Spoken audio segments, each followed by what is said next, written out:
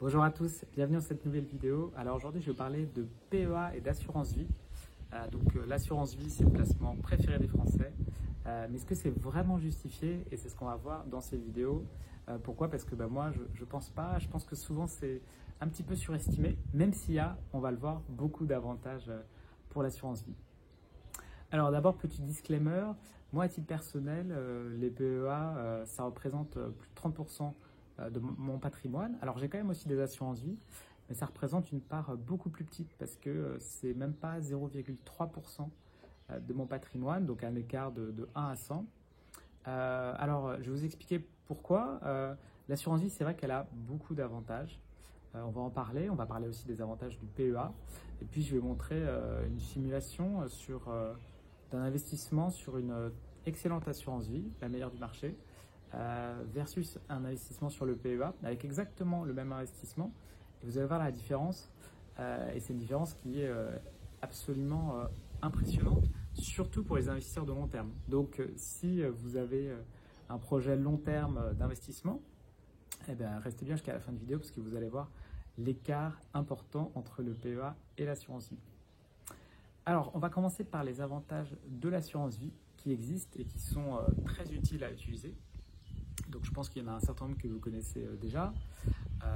Avantage numéro 1, c'est que c'est très très large comme enveloppe. On peut investir dans plein de types d'actifs différents.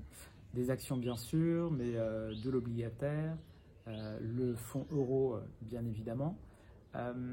Également des CPI, des private equity. Donc on peut vraiment investir dans plein de choses. Et le corollaire, ce qui est vraiment très intéressant, c'est que vous avez aussi beaucoup de liquidités. Donc quand vous voulez vendre, faire un rachat sur votre assurance vie, c'est l'assureur qui va assurer la liquidité.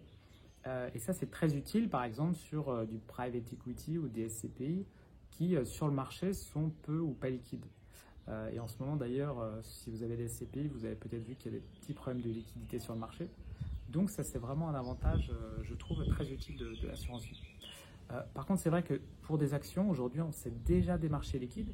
Donc, on va dire que la liquidité que vous apporte l'assureur, ici, elle est un petit peu redondante parce que, en fait, elle va être meilleure si vous investissez sur un plan épargne action où là, la liquidité, elle est vraiment immédiate. Troisième avantage, c'est aussi fiscal parce qu'au bout de 8 ans sur l'assurance vie, vous ne payez pas d'impôt sur le revenu sur vos plus-values. Alors, attention parce qu'il y a une limite. Il ne faut pas que le montant des plus-values dépasse 4 600 € pour une personne seule et 9 200 pour un couple par année. Donc si vous êtes au-dessus, là par contre vous allez être plus imposé.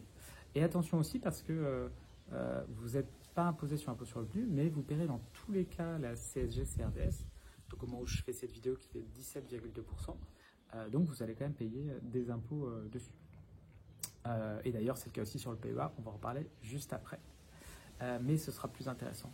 Et puis, autre avantage aussi non négligeable, c'est sur la succession, parce que l'assurance vie, les sommes versées avant 70 ans sur un contrat d'assurance vie sont hors succession jusqu'à 152 500 € par bénéficiaire.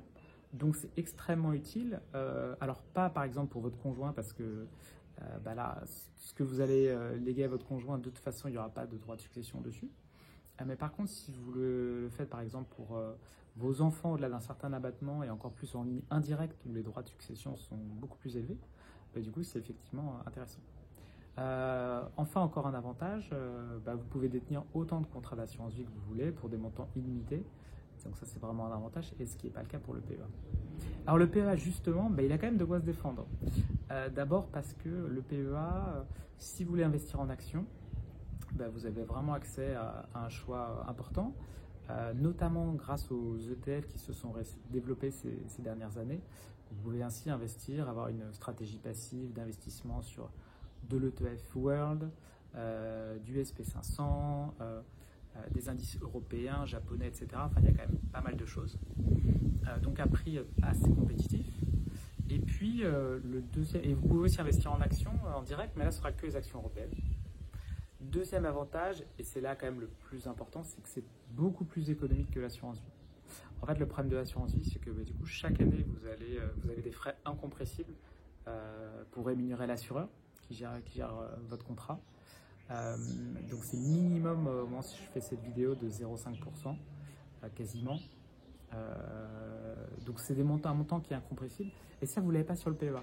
En fait, un PEA, vous n'avez pas de frais de gestion annuels. Donc ça, c'est autant que vous économisez.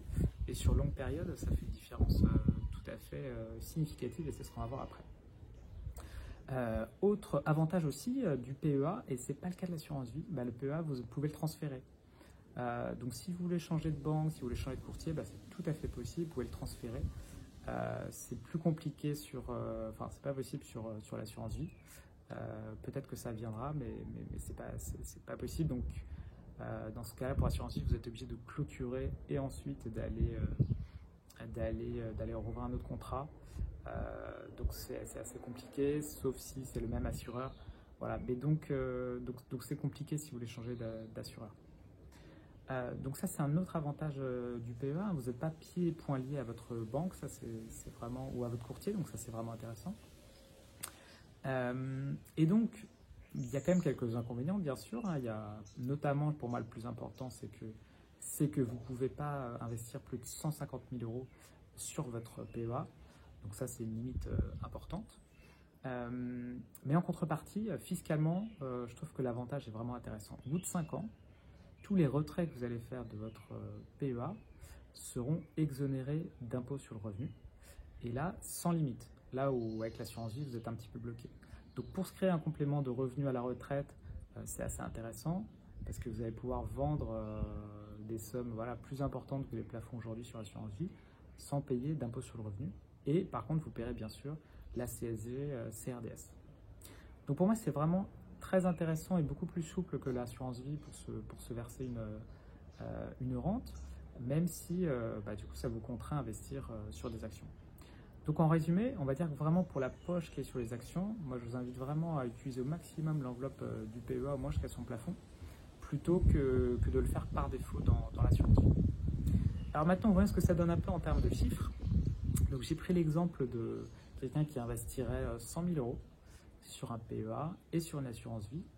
Et là, je vous montre, je vais prendre des hypothèses, d'une assurance vie un petit peu lambda, assurance vie aujourd'hui avec plein de choses dedans qui feraient à peu près du 5% par an, avec des frais d'entrée, des frais de gestion.